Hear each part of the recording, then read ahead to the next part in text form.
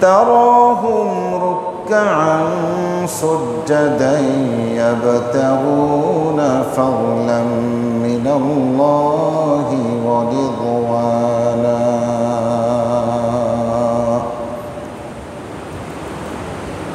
وقال النبي صلى الله عليه وسلم اغتنم خمسا قبل خمس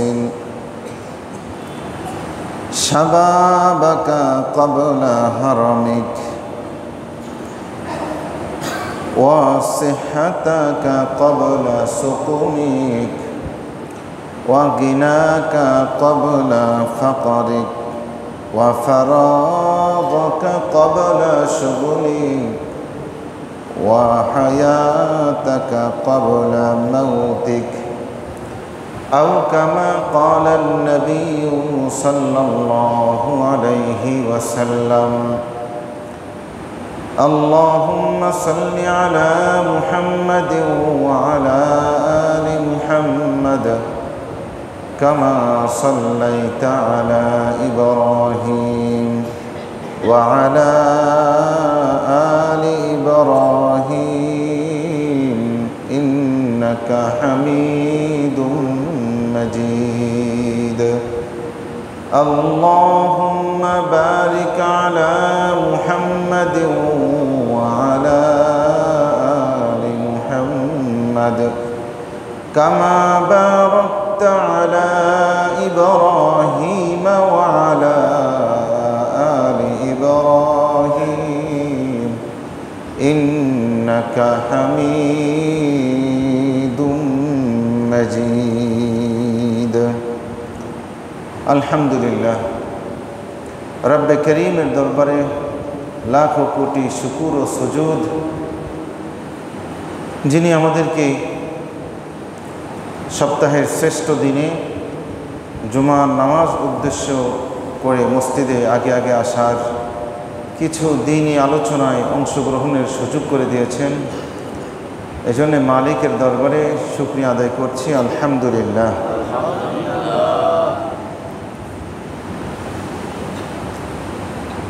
একজন মানব জীবনের সবচাইতে গুরুত্বপূর্ণ সময় হলো তার যৌবনকাল সবচাইতে গুরুত্বপূর্ণ এজন্য যৌবনকালকে একজন মানুষের স্বর্ণযুগ বলা হয় সবচাইতে দামি এই যৌবনকাল যেমনিভাবে খুবই গুরুত্বপূর্ণ তেমনি আবার এই যৌবনকাল মানুষের জন্য সবচাইতে বেশি বিপজ্জনক এই যৌবনকে ব্যবহার করে যৌবনের শক্তি উন্মাদনা এটাকে মানুষ সঠিকভাবে ব্যবহার করে যেমন সফলতার সর্বোচ্চ শিখরে আরোহণ করতে পারে ঠিক তেমনিভাবে এই যৌবনকে যদি সে বিপদগামী করে অন্যায় কাজে ব্যয় করে তাহলে একজন মানুষ তার অধঃপতনের শেষ সীমা পর্যন্ত পৌঁছে যায় এই জন্য যৌবনকে রাসূল করিম সাল্লাল্লাহু আলাইহি ওয়াসাল্লাম বড় সাবধানতার সাথে ব্যবহার করতে বলেছেন রাসূল করিম সাল্লাল্লাহু আলাইহি ওয়াসাল্লাম এক সাহাবীকে উপদেশ দিতেছিলেন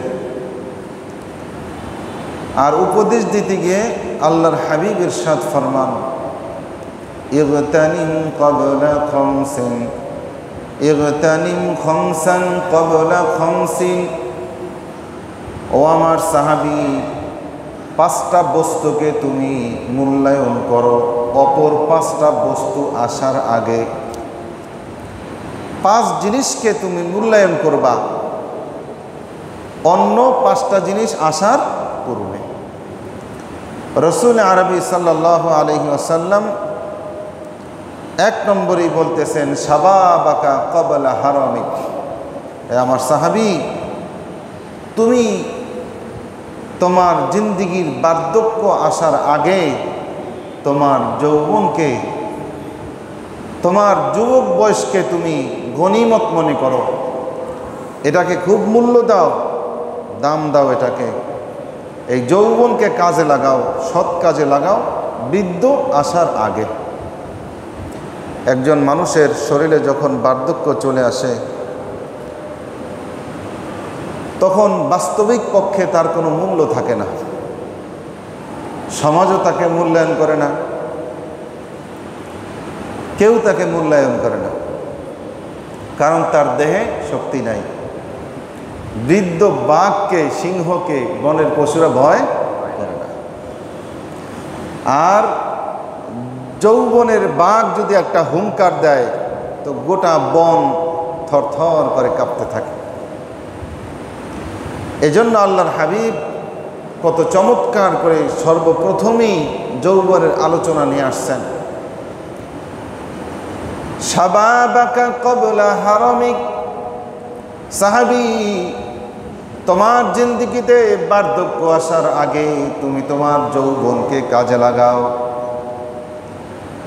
যৌবন বয়সে ইবাদত করা আল্লাহ তাআলার কাছে এত বেশি পছন্দনীয়, এত বেশি দামি।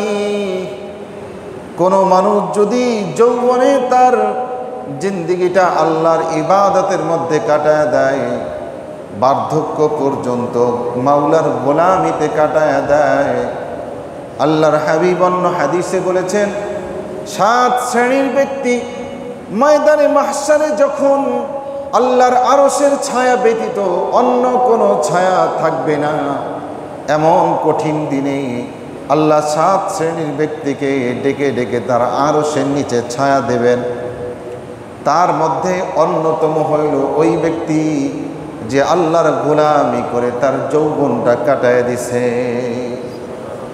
মালিকের গোলামিতে তার যৌবন কাটায় দিছে। আল্লাহ ওই ব্যক্তিকে ডেকে আরশের নিচে ছায়া দেবেন। দুনিয়াতে দেখেন না, ডিফেন্সের লোকেরা যখন সরকারি চাকরি করে, পুলিশ, সেনাবাহিনী, নৌবাহিনী, বিমান বাহিনী, তার যৌবনটা সরকারের কাজে দিছে, দেশের কল্যাণে ব্যয় করছে। এজন্য সরকার তাদের বৃদ্ধ বয়সে তাদেরকে ভুলে না, তাদেরকে রেশন দেয়, টাকা দেয়, পয়সা দেয়। এই কথা বোঝায় ও দেশের যুবক, তোমরাও যৌবনটা দেশের কাজে ব্যয় করো, তোমাদেরকেও দেওয়া হবে।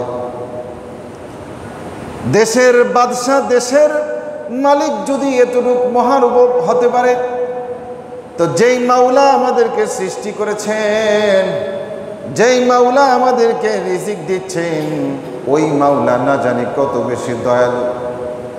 এজন্য মালিক কোন যুবক যদি যৌবন বয়সে আল্লাহর ইবাদত করে, ইবাদত করতে করতে বৃদ্ধ হয়ে গেছে, এখন আর আগের মতো রাতের বেলা উঠে মালিকের কুদরতে পায়ে সেজদা দিতে পারে না, মালিকের সামনে দাঁড়ায় দাঁড়ায় নামাজ পড়তে পারে না, তো ফেরেশতারা, নেকির লেখনেওয়ালা ফেরেশতা কলমটা উঠায় রাখে।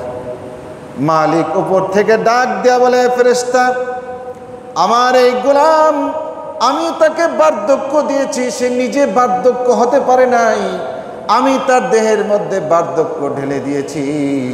যৌবন বয়সে আমার যে সমস্ত ইবাদতগুলা করত, তোমরা শুধু কলম চালায়া যাও।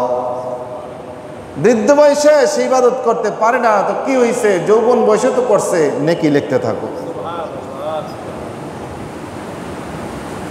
যৌবন বয়সটা কত দামি।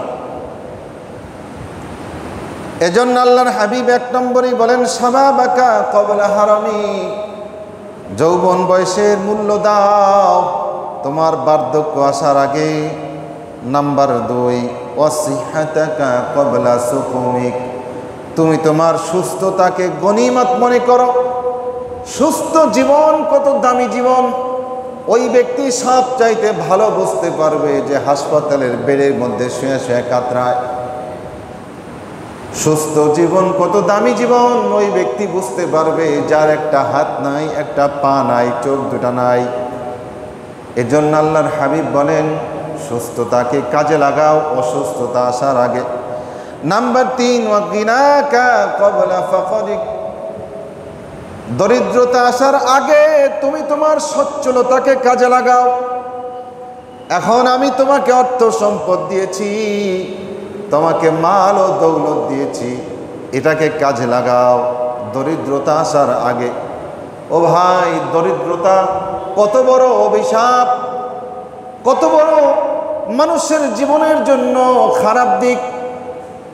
এই যে কয়েকদিন আগে ঢাকা ভার্সিটিতে একজন পাগল যুবক, তোফাজ্জল নামের এক পাগল যুবক পেটের খিদায় ভাত খাইতে গেছে, আর ঢাকা ভার্সিটির কিছু শৃঙ্খল বিপদগামী যুবক পাগলটারে পিটায় পিটায় মারছে।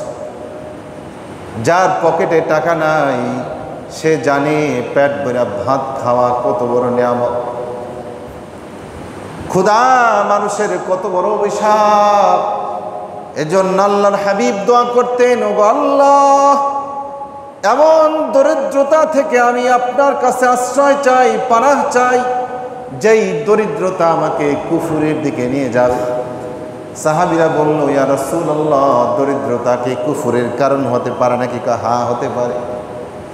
দরিদ্র মানুষ, পাহাড় অঞ্চলে উত্তরবঙ্গে বিভিন্ন মানুষ দরিদ্র, খাবার পায় না। খ্রিস্টান মিশনারিরা তাদেরকে এই টাকার লোভ দেখায়া, খাবারের লোভ দেখায়া তার ইমানটা কিনে নিয়ে যায়। ঘরে খাবার নাই তো ইমানটা বিক্রি করে দিচ্ছে। এজন্য দরিদ্রতা অনেক বড় অভিশাপ। আল্লাহর হাবিব বলছেন, এই দরিদ্রতা আসার আগে তুমি তোমার যে সচ্ছলতা জীবন, এটাকে কাজে লাগাও। নাম্বার 4, আল্লাহর হাবিব বলেন, ওয়া ফারাগাকা ক্বাবলা শুগুলিক, তুমি এখন অবসর আছো, তোমার হাতে পর্যাপ্ত সময় আছে, এটাকে কাজে লাগাও ব্যস্ত হয়ে যাওয়ার আগে। অনেক মানুষ এমন আছে ঠিক মতো রাত্রিবেলা ঘুমাইতে পারে না, আছে কি নাই? নাইট ডিউটি পড়ে গেছে, রাত্রিবেলা ঘুমায় দেখতে পায় না কেমন মজা। সংসারের ব্যস্ততার কারণে শান্তি মতো একটু দুপুরের পরে ঘুমাইতে পারে না। অনেক মানুষ আছে এমন, যারা বিদেশে আছে তাদেরকে জিজ্ঞাসা করো, ও প্রবাসী ভাই, স্ত্রী সন্তানদেরকে নিয়ে একটু অবসরে বৈশাখ গল্প করার কি মজা, ওই ব্যক্তি ভালো বলতে পারবে। এজন্য আল্লাহর হাবিব বলেন, তুমি অবসর আছো, এই অবসরকে কাজে লাগাও, নেকির কাজে লাগাও, আল্লাহর ইবাদত বন্দেগী করো, জিকির করো। তোমার ব্যস্ততা চলে আসার আগেই তুমি কাজে লাগাও।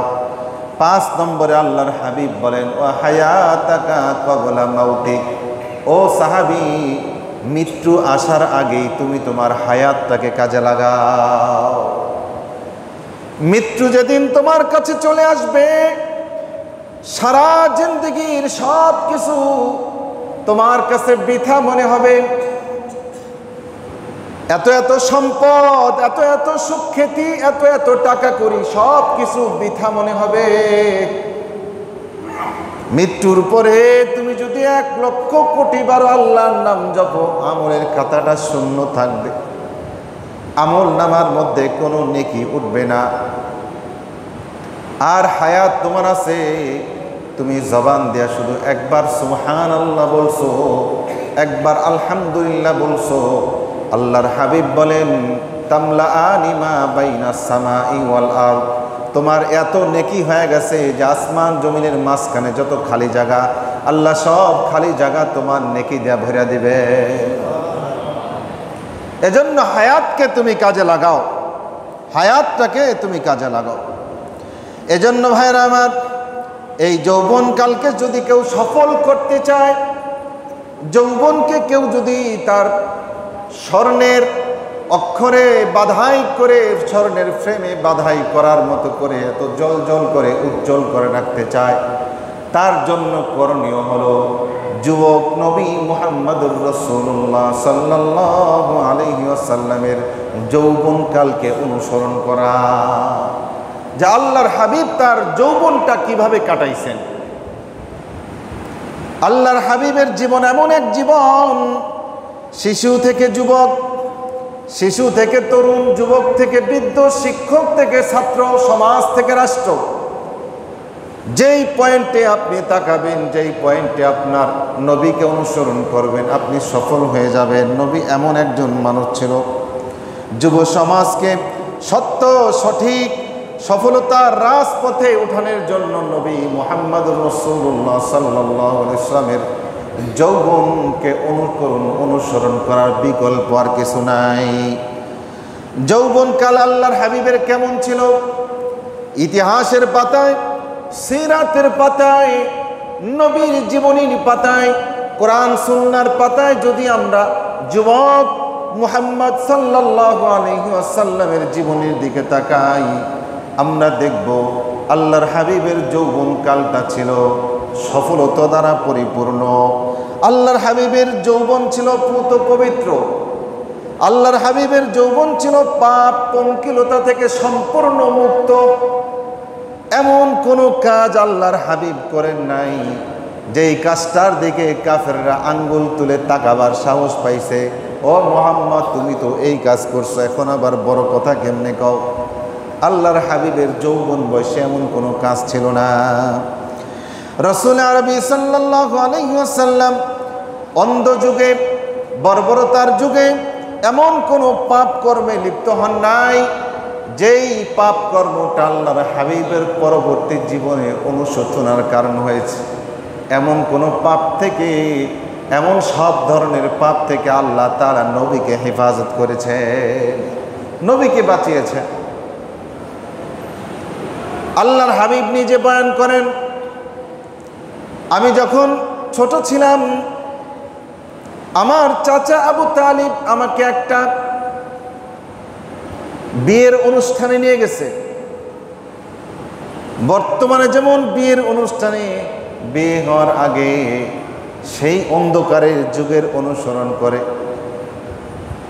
নর্তকী মেয়েদেরকে ভাড়া করে আনা হয়, ঢাক ঢোল পিটানো হয়, ডেক সেট বাজানো হয়।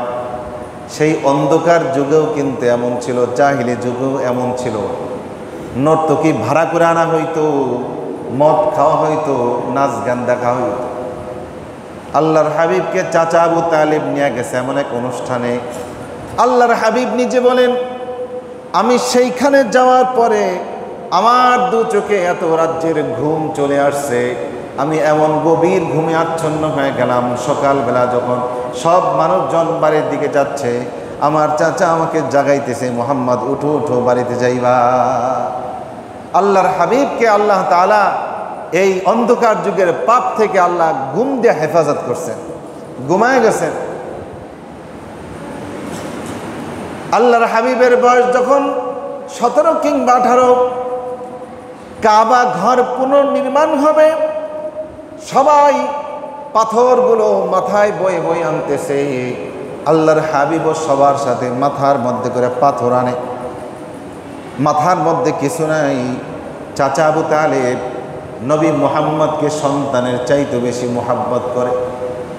চাচা মুহাম্মদ সাল্লাল্লাহু আলাইহি ওয়াসাল্লামকে ভাতিজাকে ডাক দেয়া বলে, মুহাম্মদ ছোট মানুষ, লজ্জা কিসের, লুঙ্গিটা খুলো, খুইলা মাথার মধ্যে দিয়া পাথর আনো।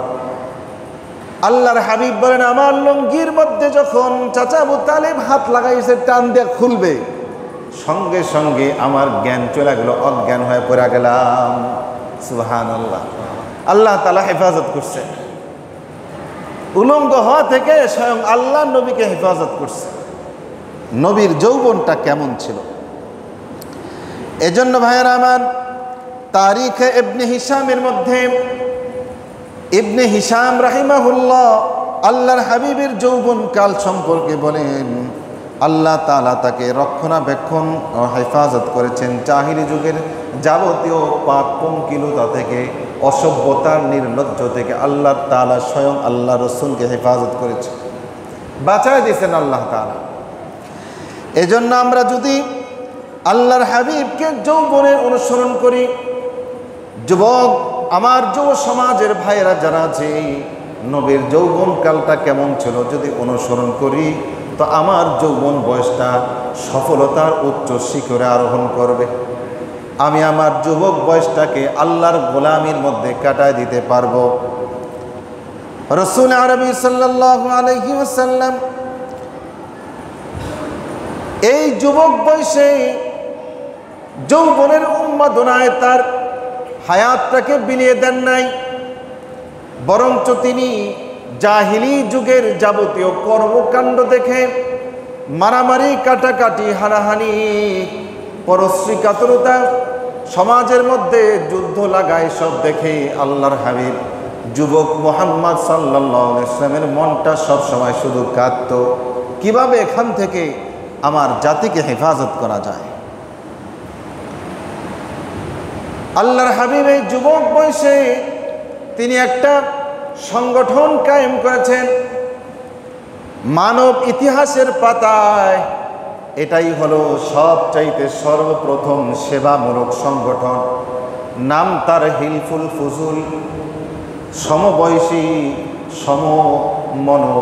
সমমনা যুবকদেরকে নিয়ে আল্লাহর হাবিব এই সংগঠন কায়েম করেছে।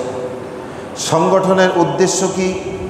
সংগঠনের উদ্দেশ্য হলো সমাজের নিপীড়িত মানুষের পাশে দাঁড়ানো, সমাজের মধ্যে যারা অভাবী তাদেরকে সাহায্য করা, বিদেশি যারা ব্যবসার জন্য দেশে আসে তাদেরকে ডাকাতের হাত থেকে হেফাজত করা। সমাজের যত ভালো কাজ হতে পারে সব ভালো কাজগুলো এই সংগঠনের অধীনে আল্লাহ রসুল করেছেন। যুবক বয়সে আল্লাহ রসুল এই মানব সেবার জন্য তিনি সংগঠন কায়েম করেছেন। নাম তার হিলফুল ফুজুল। আল্লাহর হাবিব তিনি কোন পেশা গ্রহণ করেছেন? যুবক বয়সে তিনি বসে থাকেন নাই। জীবিকার তাগিদে আল্লাহর হাবিব কয়েক ধরনের পেশা গ্রহণ করেছেন। ইতিহাসের পাতায় লেখা আল্লাহর হাবিব সর্বপ্রথম যেই পেশা গ্রহণ করেছেন সেটা হলো ছাগল চরানোর কাজ। তিনি মা হালিমাতু সাদিয়ার বাড়িতে যখন দুধ পান করার জন্য গিয়েছেন ছোটবেলায়, তখনই মা হালিমাতু সাদিয়ার অন্যান্য সন্তানদের সাথে আল্লাহর হাবিব ছাগল চড়াইতে যাইতেন মাঠে। তো তিনি যখন যৌবনে পদার্পণ করলেন তো ছাগলের ব্যবসা শুরু করছেন। ছাগল রাখা একটা সময় তো ছিল, ছাগল পাললে মানুষ কি বলতো? ছাগল পালে পাগলে, কি বলেন? আর এখন কিন্তু যত ধনাঢ্য ব্যক্তি, যত কি বলেন সম্ভ্রান্ত ব্যক্তি, সবাই কি করে? ছাগল গরুর খামার করে, ঠিক কিনা? এটাকে এখন মানুষ খারাপ চোখে দেখে না। তো ওই জমানায়ও ছাগল চড়ানোর কাজকে কেউ খারাপ চোখে দেখতো না। আল্লাহর হাবিব বলেন, আমি আমার জিন্দেগিতে ছাগল চড়িয়েছি। এবং অন্য হাদিসে আল্লাহর হাবিব বলেন, এমন কোন নবী রাসূল আল্লাহ তাআলা দুনিয়াতে পাঠান নাই যেই নবীকে দিয়ে আল্লাহ তাআলা ছাগল পালনের কাজ করান নাই। সাহাবীরা বলে, ইয়া রাসূলুল্লাহ আপনিও করছেন? হ্যাঁ আমিও করছি। কিছু খাদ্যের বিনিময়ে আমি মানুষের এরকম ছাগল রাখতাম। কিতাবের মধ্যে, হাদিসের কিতাবের মধ্যে, ব্যাখ্যার মধ্যে লেখা, নবীদেরকে আল্লাহ তাআলা কেন ছাগল পালাইছেন এটার মধ্যে অনেক বড় উদ্দেশ্য নিহিত আছে। কারণ ছাগলের রাখাল যিনি সর্বদা ছাগলের পালের প্রতি চৌকান্না থাকে, ছাগলকে যাতে কোনো নেকড়ে ধরে নিয়ে না যায়, কি বলেন ঠিক কিনা? রাখাল সব সময় চৌকান্ন থাকে কোনো ছাগলটা যাতে বাঘে হামলা না করে, শিয়ালে হামলা না করে। ছাগলের খোঁজ খবর রাখে সব সময়। এবং দেখবেন ছাগলের মধ্যে কিছু ঘাটতারামি স্বভাব আছে কি নাই, কি বলেন? ছাগলকে যদি আপনি পানিতে গোসল করাইতে নেন জীবনে পারবেন না? পারবেন? আর গলা ধরে টানবেন আর সামনের দুই পা দিয়া হাইড্রোলিক ব্রেক দিয়ে দেবে, একেবারে হাইড্রোলিক ব্রেক। তো কি করতে হয়? তো এরকম চায়ের হাত পাও সবগুলা ধইরা কোলে করে নিয়ে পানিতে চুপ দেওয়া হইতো। তো প্রত্যেক যুগে উম্মতদের এমন কিছু স্বভাব আছে, নবীরা যদি কয় ডাইনে যাও, ডান হলো জান্নাতের পথ, উম্মত হাইড্রোলিক ব্রেক দিয়া আমি বাম দিকে যাব, আছে কি নাই? তো নবীরা যাতে ওই ছাগল পালনের মাধ্যমে এই শিক্ষা গ্রহণ করে যে উম্মতদেরকে, তেরা উম্মতদেরকে কিভাবে সোজা করতে হবে। ছাগলের রাখাল যেমন চৌকান্ন থাকে, আমার একটা ছাগলকেও যাতে নেকড়ে ধরে নিয়ে না যায়, নবীরা সব সময় উম্মতদের প্রতি এমন চৌকান্ন থাকে আমার কোনো উম্মতকে যাতে শয়তানের লাগর না পায়। আমার উম্মতকে যাতে শয়তানে জাহান্নামে নিয়ে যেতে না পারে। এজন্য দেখেন না, আল্লাহ রসুলের সামনে দিয়া এক ইয়াহুদির মৃতদেহ খাটিয়ায় করে নিয়ে যাচ্ছে। আল্লাহর হাবিবের দু চোখ দিয়া টপ টপ করে পানি পড়তেছে। এক সাহাবী বলতেছে, ইয়া রাসূলুল্লাহ, এটা তো একটা ইয়াহুদির লাশ। আল্লাহর হাবিব বলেন, ইয়াহুদি হয়েছে তো কি হয়েছে, মানুষ তো।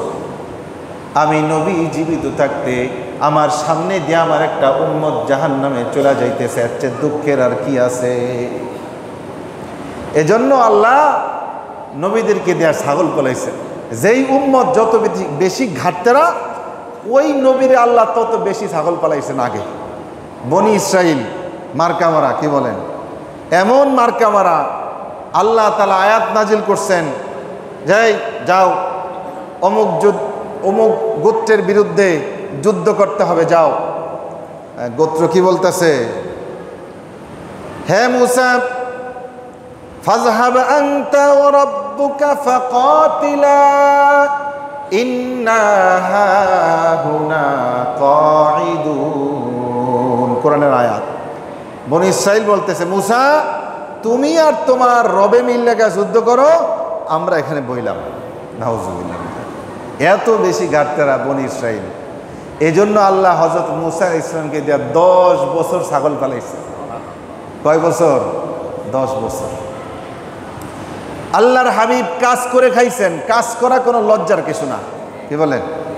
এখন কিছু আছে এরা কাজ করাকে লজ্জার মনে করে, আসলে যেটা লজ্জার ওইটাকে লজ্জা মনে করে না। মানুষের অর্থ সম্পদ অন্যায়ভাবে বক্ষণ করা, জমি জমার মধ্যে প্যাচ লাগায় দেয়া, দালালি করে টাকা খাওয়া, আছে কি নাই? ওই জমির মধ্যে একটু ভেজাল আছে, হ্যাঁ আমার জমি আছে, আমি পামো, একটা বসায় দেয় একটা ফোঁটা। তো শেষে যারা শান্তিপ্রিয় এরা চিন্তা করে মামলা মোকদ্দমা করে লাভ নাই, হইলো কুকুর ওরে কিছু হাড্ডি দিয়া দেয়, আছে কি নাই? এটা হলো লজ্জার, যে অন্যের সম্পদ অন্যায়ভাবে খাওয়া, এটা লজ্জার। কাজ করে খাওয়া এটা কি না, কোনো পেশাই ছোট নয়। আল্লাহর হাবিব দেখিয়ে দিয়েছেন যুবকদের জন্য এটা আদর্শ, যে কাজ করে খাবে। সর্বপ্রথম আল্লাহর হাবিব এই ছাগল চরানোর কাজ করেছেন। এরপরে রাসূল আরবি সাল্লাল্লাহু আলাইহি ওয়াসাল্লাম ব্যবসার মধ্যে মনোযোগ দিলেন। তিনি ছিলেন তৎকালীন যুবক সময়ে একজন আদর্শ ব্যবসায়িক মডেল যুবক। হালালভাবে সত্যভাবে তিনি ব্যবসা করতেন। আল্লাহর হাবিবের এই সত্য, হালাল এবং ন্যায় পন্থার ব্যবসার কথা গোটা আরবের মধ্যে ছড়িয়ে পড়ল। আল্লাহর হাবিবের এই কথা তৎকালীন সময় একজন ধনাঢ্য ব্যবসায়ী মহিলা, পূত পবিত্র মহিলা খাদিজাতুল কুবরা রাদিয়াল্লাহু তাআলা আনহার কানে চলে গেছে। মুহাম্মদ খুব ভালো একজন ব্যবসায়ী। খাদিজাতুল কুবরার অনেক ধন সম্পদ ছিল। তিনি এই ধন সম্পদ দিয়ে মানুষদেরকে ব্যবসা করাতেন। সিরিয়ায় যেত তৎকালীন মক্কার লোকেরা, তিনি টাকা দিয়ে মাল সম্পদ কিনে দিতেন, মানুষ ব্যবসা করে আম্মাজান খাদিজাকে দিত। আল্লাহর রসুলের সত্যবাদিতা, আমানতদারিতা দেখে খাদিজাতুল কুবরা রাদিয়াল্লাহু তাআলা আনহা নবী মুহাম্মদ, যুবক মুহাম্মদ সাল্লাল্লাহু আলাইহি ওয়াসাল্লামকে ব্যবসার অফার করলেন। আল্লাহর হাবিব ব্যবসায় চলে গেলেন সিরিয়ার মধ্যে। সাথে ছিল আম্মাজান খাদিজার একজন বাদী, যার নাম মাইসারা। মাইসারা ব্যবসা থেকে সিরিয়া থেকে ফেরার পরে খাদিজাতুল কুবরা রাদিয়াল্লাহু তাআলা আনহাকে বলতেছে, ও মুনিবা, যেই যুবক মুহাম্মদকে ব্যবসার জন্য টাকা দিয়েছেন, একই সাথে চলি মরুভূমির মধ্য দিয়ে, কিন্তু আমার গায়ে ছায়া পড়ে না, কোথা থেকে যেন এক খণ্ড মেঘ এসে যুবক মুহাম্মদের মাথার উপর ছায়া দেয়।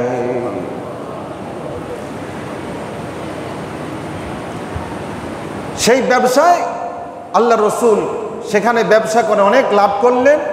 ওই টাকা দিয়ে আবার এমন পণ্য কিনলেন সিরিয়া থেকে যেগুলো মক্কায় নাই। ওই পণ্য কিনে এনে আম্মাজান খাদিজার হাতে বুঝাই দিয়েছেন। এই ব্যবসায় আম্মাজান খাদিজা যত লাভবান হয়েছেন আর কখনো হন নাই।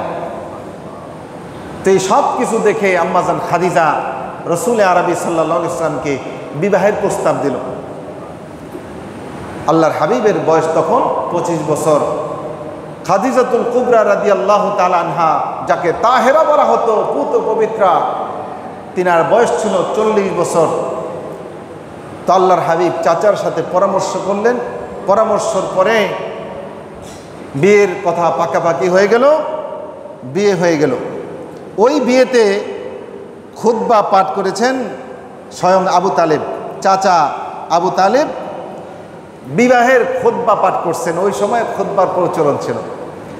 সেই খুতবার মধ্যে আবু তালিব খুতবা পাঠ করলেন, আম্মা বাদু ফাইন্না মুহাম্মাদান মিম্মান লা ইউওয়াজিনু বিহি ফাতাম মিন কুরাইশিন ইল্লা রাজাহা বিহি শরফান ওয়া নাবালান ওয়া ফাদলান ওয়া আকলান।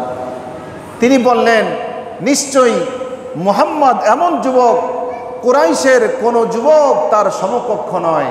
সম্মান, মর্যাদা, বুদ্ধি এবং বিবেচনায় তার সাথে কোনো যুবকের মোকাবেলা করা হয় না। সবার সাথে সে সবার চেয়ে নবী মুহাম্মদ অনেক বেশি অগ্রগামী। তৎকালীন সময় আল্লাহর হাবিবের বয়স তখন 25 বছর। তিনি আরও বললেন যে অবশ্য আর্থিকভাবে তার স্বল্পতা রয়েছে, কিন্তু সম্পদ অস্থায়ী এবং পরিবর্তনশীল, কখনো এর কাছে কখনো এর কাছে, এবং এটা কোনো ব্যাপার না। আল্লাহর হাবিবের বিয়ে হয়ে গেল। এজন্য ভাইরা আমার, আজকের যুবকরা যদি সফলতার স্বর্ণ শিখরে, উচ্চ শিখরে আরোহণ করতে চায়, নবী মুহাম্মদ সাল্লাল্লাহু আলাইহি ওয়াসাল্লামের যৌবন বয়সকে ফলো করতে হবে। আল্লাহর হাবিব যৌবনটাকে কোন কাজে লাগিয়েছেন, ওই আল্লাহর হাবিবের এই যৌবনকে কেউ যদি পদাঙ্ক অনুসরণ করে, আল্লাহর শপথ করে বলতে পারি, ওই যুবক হবে সমাজের মধ্যে সবচাইতে দামি যুবক। এমন নবী, এমন চরিত্রবান নবীর বিরোধিতা যারা কুলাঙ্গার, এরা ছাড়া আর কেউ করতে পারে না।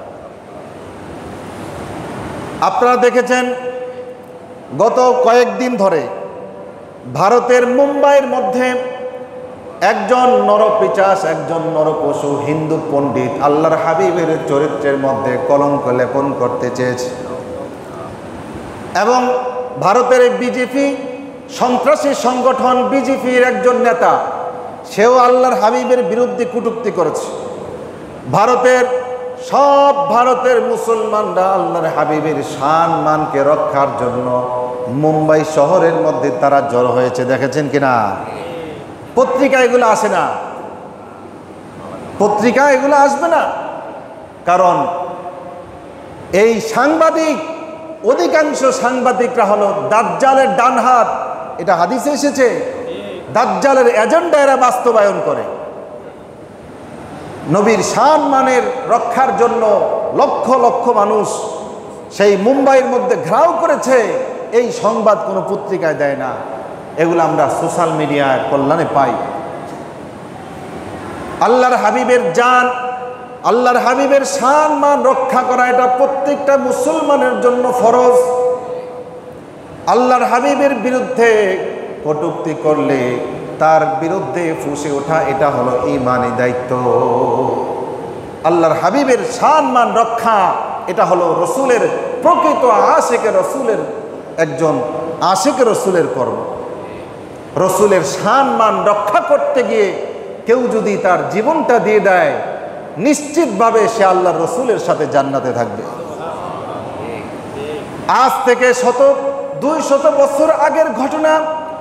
তখন এই ভারতবর্ষ ব্রিটিশরা শাসন করত। 1819 সালের ঘটনা। ভারতের মধ্যে একজন কুলাঙ্গার, রাজপাল নামের একজন কুলাঙ্গার আল্লাহর রসুলের বিরুদ্ধে একটা বই লিখেছে, যার নাম দিয়েছিল রঙ্গিলা মুহাম্মদ। নাউজুবিল্লাহ মিন যালিক। আল্লাহর হাবিবকে তার চরিত্র কটূক্তিমূলক কথা বলে, রঙ্গিলা মানে হলো প্লে বয়, প্রমোদ বালক, এরকমভাবে বই লিখেছে। তখন এই সমগ্র ভারত উপমহাদেশ এক ছিল। সারা দেশের নবী প্রেমিকরা ফুঁসে উঠেছে, উত্তাল হয়ে গিয়েছে, মামলা হয়েছে তার বিরুদ্ধে লাহোর কোর্টে। কিন্তু কোর্টের হিন্দু বিচারক ওই রাজপালকে বেকসুর খালাস দিয়েছে, না কয় তার কোনো দোষ নাই। তখন এই ভারতের মধ্যে, ভারতের রাজপথে এক বিশাল বড় মসজিদ ছিল দিল্লির মধ্যে। দিল্লির এই মসজিদের সামনে বিশাল বড় সমাবেশ আল্লাহ রসুলের সম্মান রক্ষার জন্য। বক্তারা বিভিন্নভাবে আল্লাহ রসুলের সম্মানের কথা, সিরাতের কথা আলোচনা করে। ওই সম্মেলনের পাশ দিয়া ছোট একজন যুবক, 19 বছর বয়স মাত্র, নাম তার ইলমুদ্দিন, পেশায় ছিল কাঠ মিস্ত্রি। কৃষকের ছেলে, অশিক্ষিত যুবক, কাঠ মিস্ত্রি ইলমুদ্দিন আল্লাহ রসুলের আল্লাহ রসুলের শানের বিরুদ্ধে লেখা রাজপালের বিরুদ্ধে হৃদয়ের মধ্যে গেঁথে গিয়েছে। এই শাতিমে রসুল, আল্লাহ রসুলের গালি দেনেওয়ালা, আল্লাহ রসুলের কটূক্তি করনেওয়ালা এই জমিনের মধ্যে বেঁচে থাকার তার কোনো অবকাশ নাই, তার কোনো অধিকার নাই। ইলমুদ্দিনের হৃদয়ের মধ্যেই কথা গেঁথে গিয়েছে। রসুলের প্রেমে হাবুডুবু খেয়ে ইলমুদ্দিন, তার কাছে ছিল মাত্র 1 রুপি। 1 রুপি দিয়ে বাজার থেকে একটা খঞ্জর কিনেছে, বাড়িতে আর যায় নাই, সোজা চলে গেছে রাজপালের যেই বইয়ের দোকান সেখানে। সকাল থেকে সেখানে সব মানুষদেরকে জিজ্ঞাসা করে করে রাজপালের পরিচয় নিশ্চিত হলো। ওই ব্যক্তি রাজপাল, আল্লাহ রসুলের আশিক ইলমুদ্দিন। 1 রুপি দিয়ে খরিদ করা খঞ্জর নিয়ে রাজপালের দোকানে গিয়ে সোজা তার বুকের মধ্যে খঞ্জর বসায় দিয়েছে, তাকে ছিন্ন ভিন্ন করে ফেলেছে। করার পরে এক চুলো সে সেখান থেকে নড়ে নাই, পালায়া যায় নাই। পুলিশ আসলো, গ্রেপ্তার করলো। এবার সারা ভারতের যত মুসলিম আইনজীবী ছিল সবাই ইলমুদ্দিনের পক্ষে দাঁড়ায় গেল। কোর্টের মধ্যে ইলমুদ্দিনকে বাঁচানোর জন্য তারা ফরিয়াদ জানালো। ইলমুদ্দিনকে তারা সবাই মিলে শিখায় দিল, ইলমুদ্দিন রে, তুমি শুধু বলবা আমি যখন খুন করেছি তখন আমার মস্তিষ্ক ঠিক ছিল না, এই কথাটা বলবা, আমরা বাঁচাবো। কিন্তু যখন এজলাসে উঠানো হলো, আশিক রসুল ইলমুদ্দিনকে যখন উঠানো হলো, ইলমুদ্দিন বলল, মাননীয় জজ, আমি সজ্ঞানে সচ্চায় স্বইচ্ছায় আমি আশিক রসুল, ওই রসুলের বিরুদ্ধে চারণকারী রাজপালকে আল্লাহর হাবিবের বিরুদ্ধে বই লেখার কারণে জেনে শুনে হত্যা করেছে। তখন ভারতের সব মুসলিম আইনজীবীরা গিয়ে ধরল। পাকিস্তানের বিখ্যাত কবি আল্লামা ডক্টর ইকবাল তখন জীবিত, তার কাছে গিয়া সবাই মিলে বলল, আমরা তো ইলমুদ্দিনকে বাঁচাতে পারতেছি না, আপনি গিয়া একটু বোঝান। ডক্টর ইকবাল আসলো, এসে বলতেছে, ও যুবক, কেন তুমি বাঁচতে চাও না? আমরা তোমাকে বাঁচাতে চাই, তুমি কেন কোর্টে দাঁড়ায় সত্য বললা?